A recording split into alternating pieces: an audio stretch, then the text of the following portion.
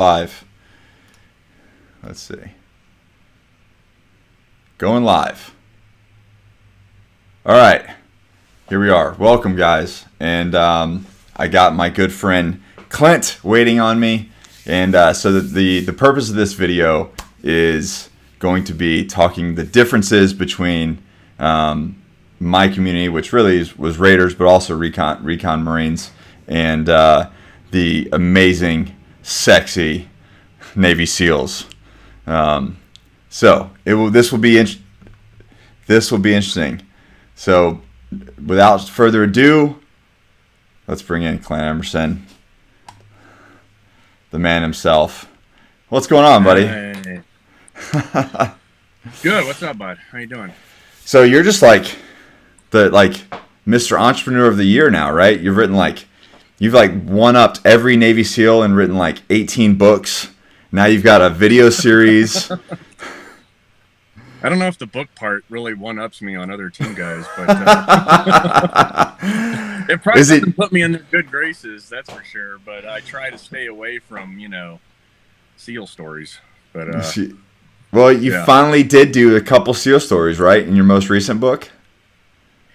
Yeah, in the memoir I did. Here's the thing. The memoir, Right Kind of Crazy, was really just to highlight the culture and highlight the fact that, not necessarily the best of guys, right, in their personal life makes up what people think is like a knight in shining armor world. It's like the opposite. Right. And so the book was really to highlight the culture and the trouble that we kind of chase. And also that if you expect someone to take risks in their career, then they're certainly going to take risks in their personal life. So the easy description of the book, and it goes with a saying that bad decisions make for great stories. And so that's pretty much what the Right Kind of Crazy is all about. I loved it. If you haven't read it, Amazon's the best place for that, right? Yeah, of course. Yeah. I absolutely love it. All right, so let's get into this. The difference between Raiders and Navy SEALs, which we were talking a little bit off live, and when it comes down to personality, there's not much difference there. And I get this question a lot, and I really hate it. I hate the comparison. I'm like, and then recently I got a message saying, "Hey, I'm thinking about one or the other. What's the differences on their operational capabilities, on their professionalism?" And I was like, listen, first of all, they're both amazing Americans, that's serving their country, and they're absolutely, this is my opinion, this is Nick's opinion, they're both professionals in their craft. As far as the differences, you need to go research that. But as far as trying to say, everybody's always trying to say one is better than the other, and I really hate trying to pit all of us, especially now that I'm out, right? Pit Green Berets against Navy SEALs or Navy SEALs against, because we all, at the end of the day, operationally, we do work together. Overseas down. I mean, I know you've worked with I think you've worked with everyone. And I've worked with a lot of people too. So, anyways, that's my 2 cents on the whole comparison thing. But we are going to get into it. Yeah, I agree. I think you hit it on the head. Personalities are, it's always time in the saddle drives that personality. So even if you came in kind of a goody-goody, or maybe you're on the other end and you're just like a mess or a train wreck of a personality, everybody ends up in the middle. And that middle is usually a little different than the rest of the world. But that middle is a good place to be when you're surrounded by great guys. And it's really very much personality driven. So I know a lot of good dudes that were good operators and did what they needed to do, but they didn't have the personality. And if that didn't meet a certain level at a certain point, they didn't last very long, Right. They kind of moved on. Right. So so I joined in 2000, made it into Recon, took my screening in 03 and made it into Recon in 04. When did you come into the Navy? I joined in 94, And I went to, Navy is, back then it was boot camp, and then you had to go to an A school before you could go to Buds. So I went as Really? a foreman. Yeah, you couldn't, because the attrition rate, you don't want to go out into the big Navy without a rate. Or you'll just be, like they say, painting bulkheads and Literally. Yeah. So you make sure you've got a rate, and which was kind of, at the time, it was mandatory. So you go to boot camp, you go to your A school, and then after A school, then you go to Buds. So you went. So you were a corpsman at first, basic corpsman school. Yeah, basic corpsman school. Then you go to Buds. I was in Buds class 203. I ended up graduating February of '96. So once you kind of get through the system, February '96, graduated Buds, and it was much different then than it is now. But yeah, basically you go through advanced training and jump school and all that kind of stuff, and then you end up at a SEAL team. So that's interesting. So that is one difference from us, at least on the special operations side, on the Raider side. You can't just go. Do you lose me? Your audio is just coming in all gargle. Oh, okay. Let's see. It might just be us. They'll let me know. That's one difference between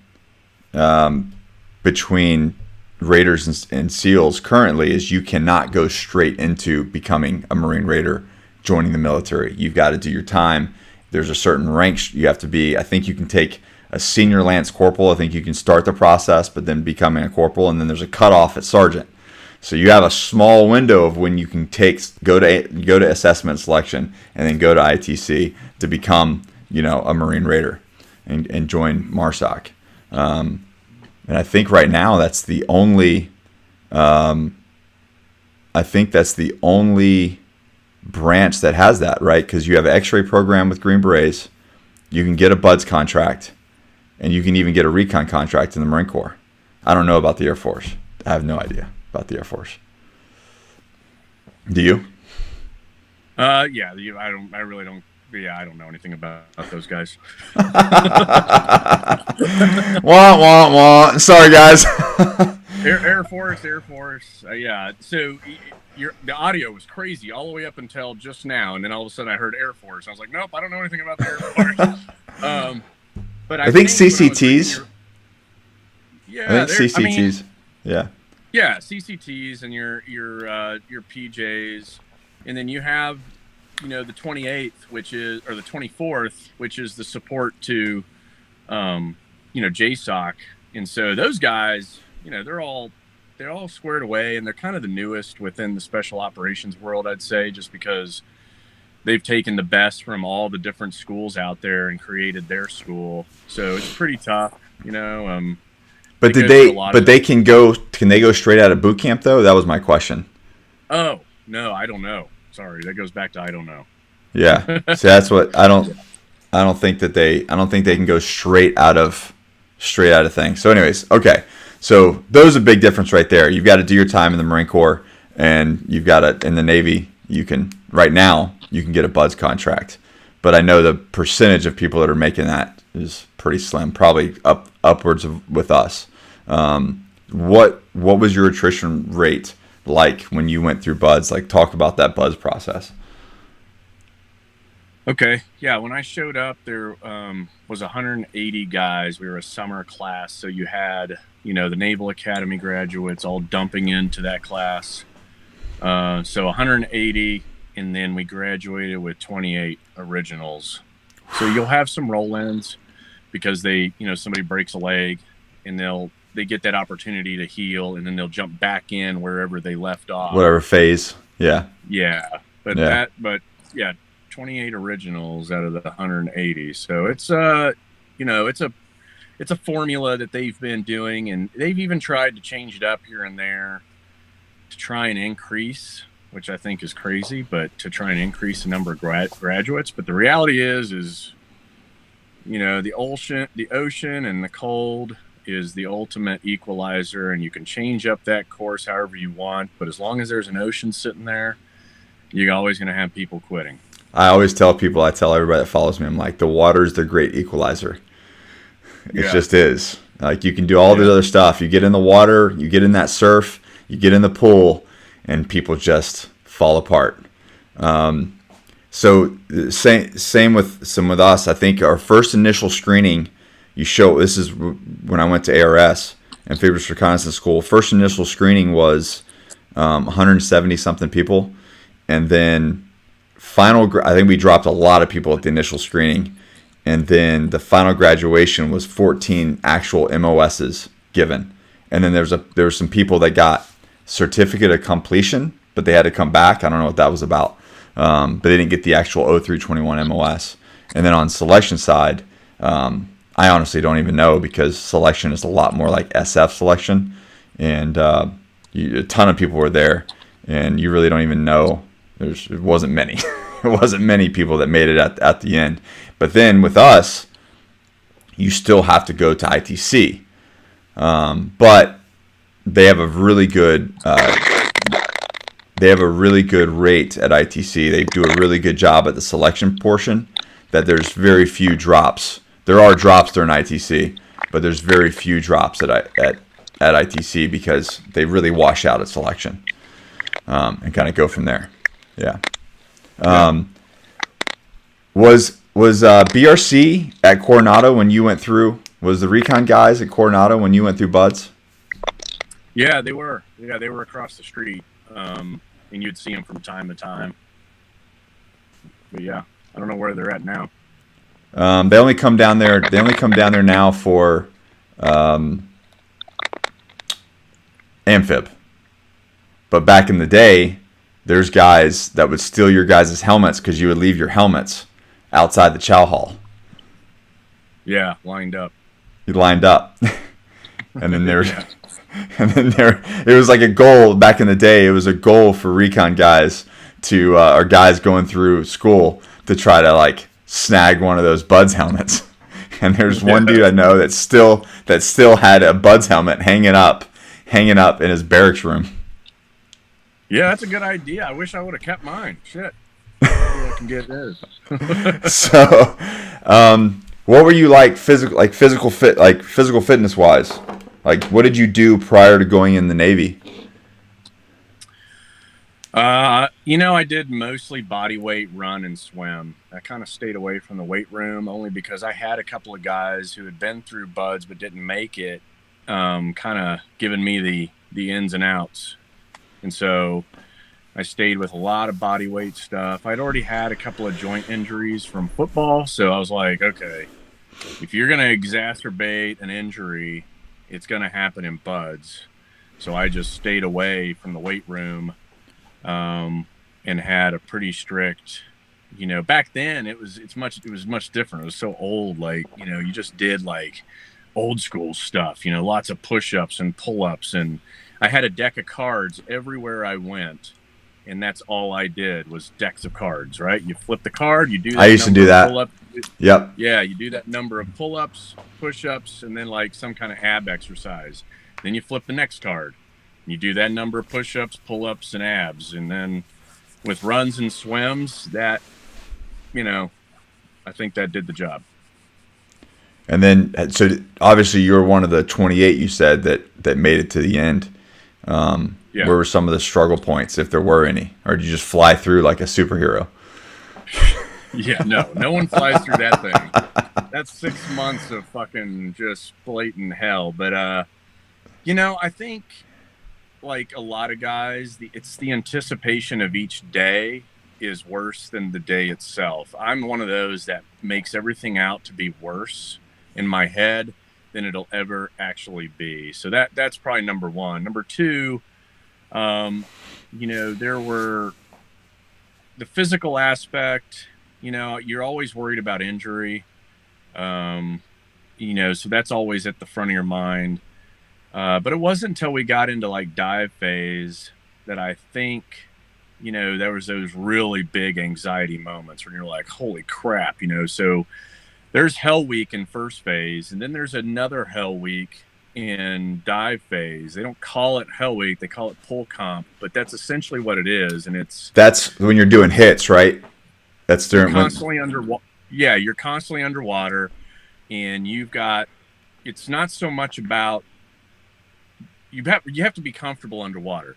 right. No doubt about it. If you're going to be a frogman, you have to. But the other piece of it is procedures. Everything underwater has to happen in a certain number of procedures, in a certain way every time you do it. And it's usually when you've taken, you basically exhaled. The instructors see all the bubbles come out, and then that's when they attack you. And so that whole week is a lot of different tests to determine whether or not you're comfortable enough. But even when you get through it, you still reflect on it like, dude, that was definitely a good test.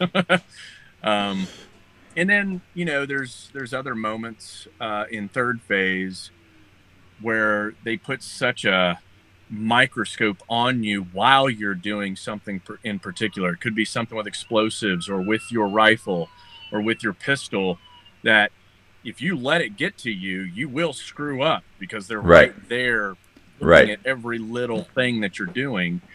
So you just have moments, you have moments through the 6 months that are definitely tougher than others. But overall, I'd say, the anticipation of death is worse than death itself. And that's pretty much the theme of Bud. So you say 6 months, but the buds portion is the first 3 months. Is that correct? No, buds is 6 months. You show up early and there's pre-buds, and that's where a lot of people quit before they even class up. Okay. Bud, basic underwater demolition SEAL training, is 3 phases and literally roughly 2 months per phase, and then you don't graduate till 6 months later. Excellent. Okay. So there are similarities then, because so if you look at ITC, we don't, if the Recon guys, they don't have an integrated dive, you do basically, it's all your core core skills up front in 3 months, and then you get to a team, and then they go to dive school, and our dive school I think is very similar. We have that week where you do like what you're talking about with the procedures and things. And I'm kind of a sicko. That's actually that was my favorite week of dive school was the hits. And I don't even know why. I don't know if maybe it was because of the procedures. I was very comfortable in the water, just kind of naturally. It was probably because I went through like 3 pre-dives, probably forced me to get comfortable in the water. But man, that was probably one of mine. And I think I wrote it, where did I go? I wrote it in my book. I talked about the hits and the procedures of it, and kind of figuring your shit out, right? Like, because like you say, they'll come down from the top right when you finish exhaling and just wreck your world. And then so on the ITC side, it's kind of the same way, like with Buds and Hell Week, because that first 3 month phase of those 9 months is really like almost like a washout phase. It just sucks. PT sucks. It's like waking up every morning and just getting kicked right in the balls, and it's going to happen, right? It's like you were talking about. It's like next morning I'm going to wake up 4:30 in the morning. The instructor's going to come by, kick me right in the nuts, and that's going to start the day, and it's going to be like that for the entire day until the next day, where we rinse and repeat. Yeah. So you get through all of this, and you get through your initial, you graduate, you get your trident, which I imagine is a huge deal. And now Raiders have their device, which is, I imagine for them is just as big a deal. It is. So what's next for you? Like, what did Clint do after that? So my trident didn't come till later. It's much different now, but back then you had a Chiefs board. You checked into a SEAL team, so I went to SEAL Team 3, and then where is that? That's in Coronado. It's a West Coast team. And then you check in, you get put into what was called STT at the time. So that teaches you more advanced SEAL stuff, and you do all of that. And then you get put into a platoon, and then once you're in a platoon, your peers decide when you get your trident. Really? And when they say, hey, you're good enough now, then they set up what's called a chief's board. So all the guys of E7 and above sit in a room, and then you're put in the center, and they're allowed to ask you any question as it relates to soldiering skills, land navigation, air operations, dive operate, you name it, right? And you have to answer every single question accurately. And then when you're done with your chief's board, then you would do walkthroughs. And walkthroughs is going around to every single department, and they'll have like your static line or free fall rig set up, and they'll purposely put, dings in it, and you have to find that. And then you'll go over to ordnance, and they'll have all the weapons out, and the weapons you have to take apart and put back together. Then you walk over to First Louis, and First Louis, you're taking a Zodiac, you're putting it together, you're troubleshooting a 55, horsepower motor, outboard motor. Then you walk, and so you kind of get the rhythm here. It takes time, it takes days. Then you get through all that, you pass all that, and then at some point, at quarters, you'll be called up, and the CO will give you your trident, and then back then, everybody, it was like, blood tridents, kind of like with, of course, jump school, blood like that. wings and everything. Yeah. Yeah. And so I'm sure that goes on in the Raider community behind closed doors now. I would hope so. Yeah. So would I. That's interesting. So how long were you in before you got your, actually in the teams before you got to go to your board? Man, I don't, it was probably, because I ended up going to 18 Delta too, which is, the SF medics. Before they got rid of that for SOs, right? Yeah. I mean, yeah. Now as an SO, you can request to go, which, yeah. But back then it was, if you're a corpsman, it was mandatory to go to 18 Delta. So, right. Probably 98, 99, somewhere around there, I finally got my bird. But I really like that system because it keeps it forces you to stay sharp. It forces the new guy mentality throughout my entire career. I was always a new guy, all the way till the day year 20. That system makes you realize there's always somebody better, badder, smarter, more qualified in any given room you're standing in, and you're never number one. And that's right. That has all gone away. Now they go through BUDS 6 months, then they go through SQT 6 months, and then basically at the end of that year, then they get their bird, which is, to me, it's like there's a piece of the culture that was lost in changing to that system. Yeah, I can agree with that, because now, I'm not saying that it happens. I'm not part of that community. But what I could see happening is you get real cocky, and it's happened in the recon community too. When you got contract recon guys coming straight into recon, like when they're 18, 19 years old, and they graduate, BRC, and they're like, I'm a fucking recon dude. Fuck you, until they get to their platoon, and then you're like, you're not shit. Shut your mouth. So I would imagine that happens, and it could happen when you graduate BUDS, you get your trident, you're like, well, I'm a Navy SEAL. It's like you haven't even deployed, you haven't done anything, Right. No, it definitely happened. I mean, that was, first half of my career, it was old school. Second half of the career, it was, this new way of doing it. So, I mean, there was a lot of benefits to it. It standardized a lot of what was going on.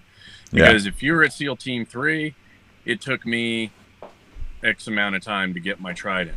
If you're at SEAL Team 5 next door, some of my buddies, they were getting theirs faster than me. Or guys down at SEAL Team 1, it took them forever, right? So what it did is it put everybody on a timeline instead of it being up to your peers. Yeah. So, yeah. And it holds you accountable. I think it's the biggest thing. So we do have a board your MARSOC has a board process, but it's done at selection. And it's intense. It's an intense. I can imagine. I mean, it's obviously it's not as in depth, like multi-day board process. But it's more of a formal board where they ask you the same type of questions, but you don't have to go through everything. And that's all done in training prior to. Yeah. So it's a big difference there, but obviously they don't do that anymore on the SEAL side. So do they get their trident at like on completion of BUDS? No, and a completion of SQT. So Okay. you go through BUDS, you get a little certificate, just like you always have. Then you immediately class up and go into SQT, which is SEAL qualification training. And that's roughly 6 to 8 months, depending on what's going on in the world. They'll change that up a little bit here and there. Then when you graduate that, then your graduation day from that is when you get your trident, and then you'll go check into a SEAL team. And then the fun begins. So Right. moving the real fun. Moving on from then, what was life like prior to, I guess, 2001 in the SEAL teams? Obviously operationally not as heavy as it was after 9/11, but you still were operating. I mean, I did 2 ARGs back to back, which is, the amphibious ready groups. And so I was with Marines 24/7. We were all in hell together, but the beauty of being part of a fleet that's out and pre-positioned is that you actually get to operate Right. during peacetime. So we were constantly, boarding non-compliant ships, doing VBSS. We were doing reconnaissance, on Iraq, any of the embargoed stuff that was coming out of the KA, we were watching it and reporting it. We went and secured the beaches of East Timor. That was cool because it was a true over-the-beach operation, like old school frogman shit. And then, so there was a lot of cool stuff, but it was just spread out, all the way up until 9/11. And then when 9/11 hit, I mean, I know, but the people don't know. What did you do during that time? Well, so at that time, SEAL Team 3 focused its area of operation was the Middle East. Right. SEAL Team 5 was like Korea and that kind of contingent.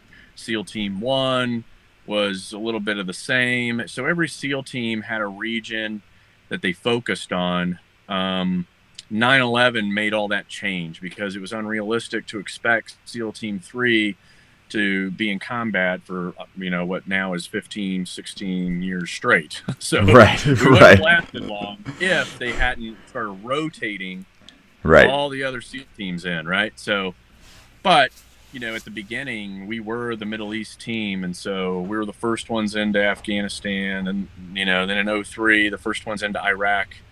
So, you got to be part of the initial pushes, which is always cool. Like the initial push into Iraq, I got to work for both Mattis and Kelly. Kelly in Al-Nasiriyah, he was like the first guy to have general put on in the battlefield since the Korean War, which was really cool. And it was while we were there. And, I'll never forget that dude. He came out, as soon as we showed up, he was like, "You my SEALs?" We're like, "Yeah." He's like, "All right, there's a city called Suckass just south of here. It's probably pronounced differently, but we've been calling it Suckass. There's a lot of Fedayeen down there. I want you to go kill all of them." And we're like, "Huh? Like there's a city full of bad guys, and you're just okay, roger that." Moving.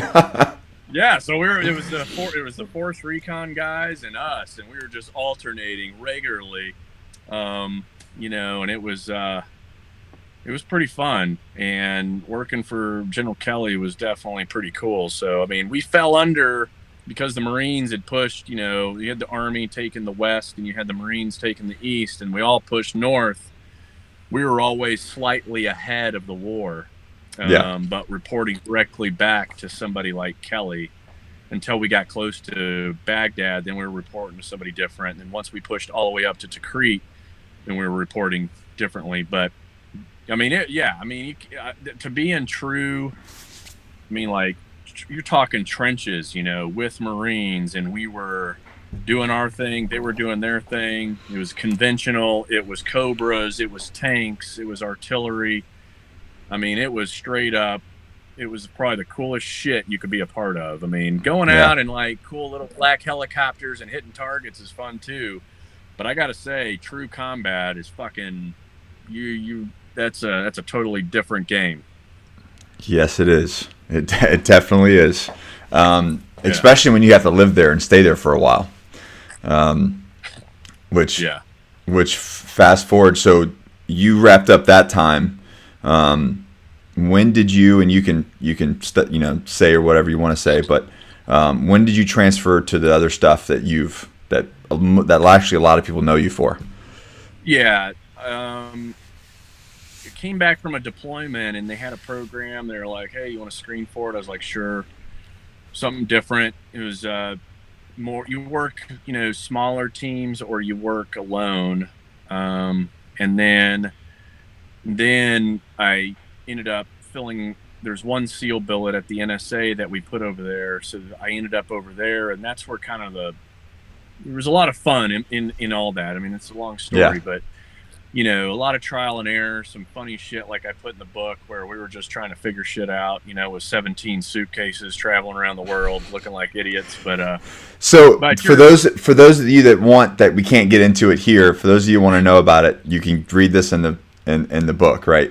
Yeah. Right kind of crazy. I kind of go through the evolution of the community and how we started to branch into other worlds that probably closely represent the OSS back in the day during World War II.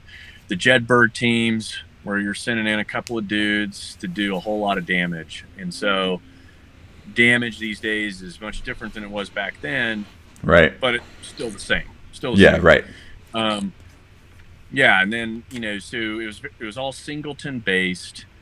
And this is where, just for you guys this is, at this time, Clint is not in a traditional SEAL team like what everybody knows and what you see in the movies and on TV.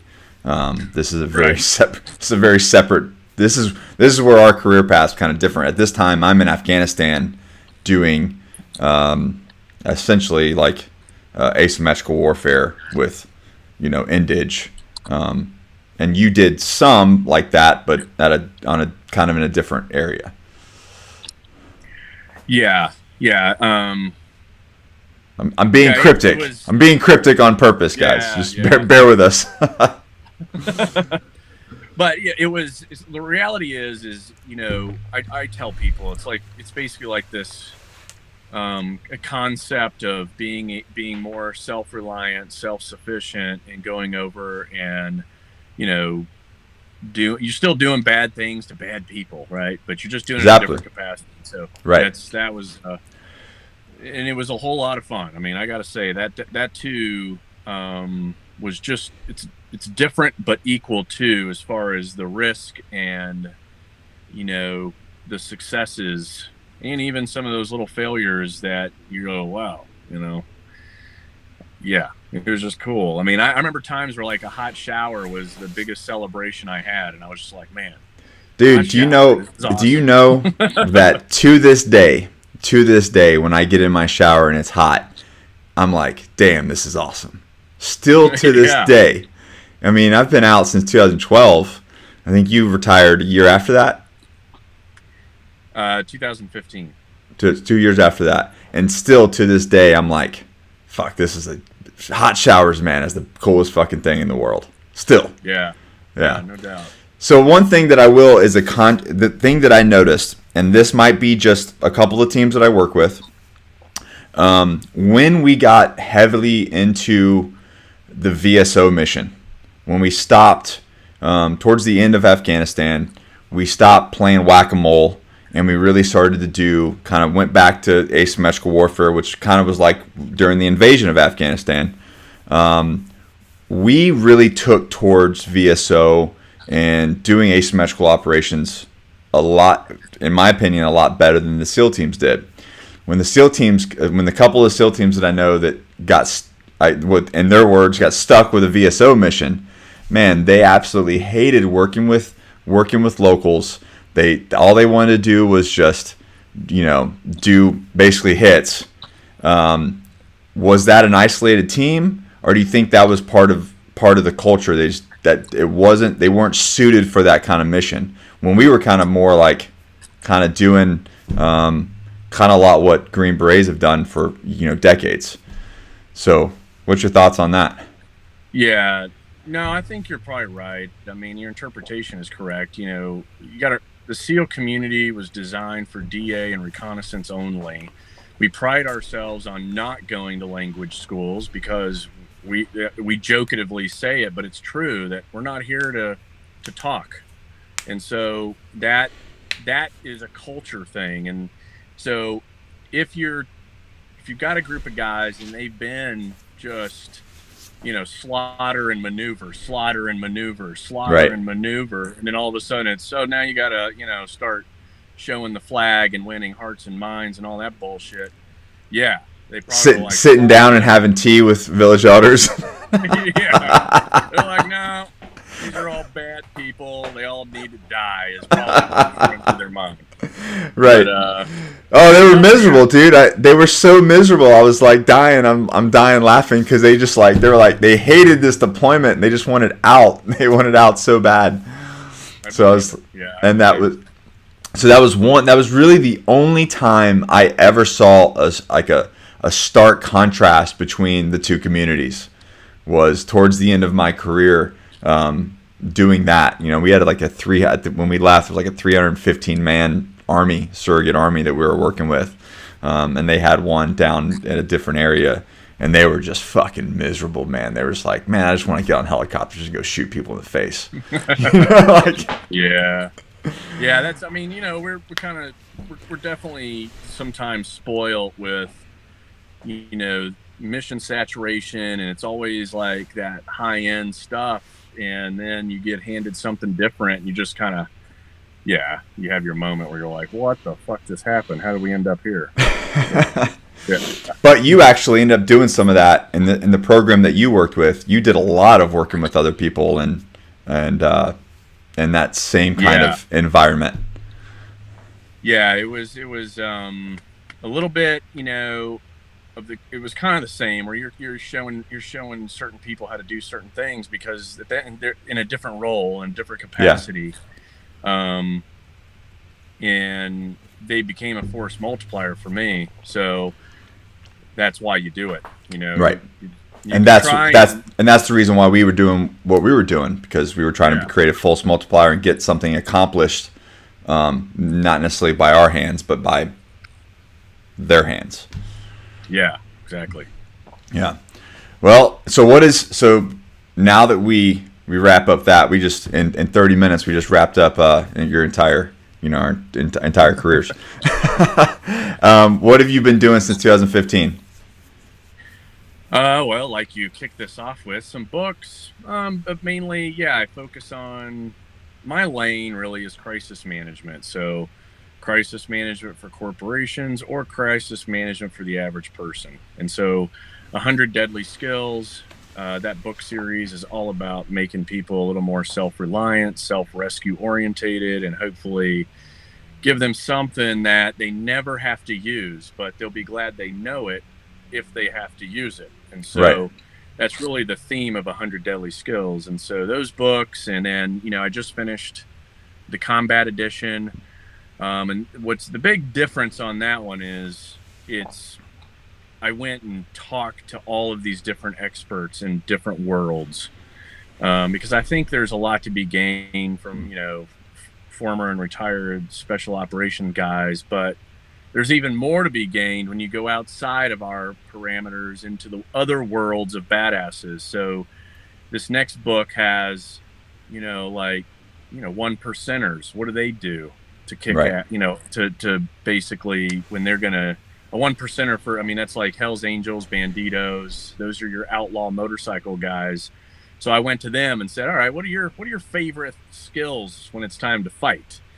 And they are very creative. So And then I went, to a professional boxers, tier 1 guys. I mean, this book is a collection of badasses giving you their favorite skills. And so it covers everything from open hand, knife, pistol, rifle, and then of course sniper rifle. So it's got a whole collection. And it's pretty cool. Yeah, and the people that you've brought into that is very, very cool. So if you haven't checked that series out, once this is finished, I'll put the link below and we'll get that. And all the $100 skills books are just awesome. I mean, they're absolutely awesome. But that wasn't your first book. Your first book was Escape the Wolf. What was that about? Yeah, so when I was at the NSA, and I went around to a lot of different agencies and was trying to find like the gray man course, and there was nothing. There was barely anything written. And I had already done a bunch of deployments at that point. And so I wanted to put something together that gave people how to blend in, reduce their threat signature, and basically get away with whatever they need to get away with. Right. And so Escape the Wolf is a global traveler's guide of how to really blend in and mitigate threats just through your demeanor, and hopefully just keep all the bad guys away from you. And that was basically a handbook that I had in a 3-ring binder, and I would hand it out to people. And then eventually I was like, well, I'm just going to bind this thing into a book, and then it slipped into the hands of some FBI guys, one of which had retired and gone and become the global security director for the Wall Street Journal. And then as I was getting out of the Navy, he called me and said, hey, I want you to teach my 700 elite journalists everything in this book. And so that's when the book Escape the Wolf became a company. So I got lucky, man. That was a really lucky move. And then ever since then, we've been doing, a lot of Fortune 500s, private schools, places of worship, you name it. So it's awesome, man. Yeah, it's always I like when guys get out and just go punch life right in the face, because you have options, right? You can get out and feel sorry for yourself and make a million excuses of reasons, whatever, or you can just go take life by the balls and go live the best life that you can, right? Yeah. I mean, look at you. You're crushing it. I've got Johnny Slicks in my hair right now. Look at this. If you guys don't know, that's what keeps Clint looking young, is that Johnny Slicks. Yeah, I smeared all over myself. Careful, man. That's how you get more babies. We've got 6 confirmed babies with our Johnny Slick stuff. Nice. Well, so the series, which I'll get the link from you, but it's on where can people find it? All right, so the book 100 Deadly Skills Combat Edition will come out in late January, and it'll be available on Amazon for pre-orders in the first week of January. But the series has already started, and that's on the Warrior Poet Society Network, which is a channel you can download on Hulu and Roku and Amazon and all those big streaming networks. Just type in Warrior Poet Society. And it's turned out to be a really cool series, and it's all the guys kind of talking about the skills they provided. And they're the kind of skills that everybody can learn. So, that's the focus. I don't want it to be wazoo, Jason Bourne, John Wick crap. It's like real stuff. Real stuff that you can leverage right now, right? And that's it. You got to satisfy people. They want that instant gratification, and this certainly will do it for you. Excellent. Well, Clint, it's always a pleasure, man. I miss you. I miss hanging out with you. I miss working with you. And sure we'll do something soon. We'll do something soon if we can get this imaginary COVID to go away. Just kidding, guys. I'm just kidding. All right, Clint, hang on here. We'll do an outro, and then I'll come back to you. All right. Hey guys, I hope you enjoyed that, and the guy is just amazing. So go look up Clint Emerson, 100 Deadly Skills. He's got a couple books out there, and then his autobiography as well, which is a bunch of great stories, and the art in there is like the way that he depicts and shows pictures is just everything is very cool. So go show my Navy SEAL friend some love. His channel is linked below as well. Go show his YouTube channel his love. And you guys know the deal. Never quit, never surrender. Always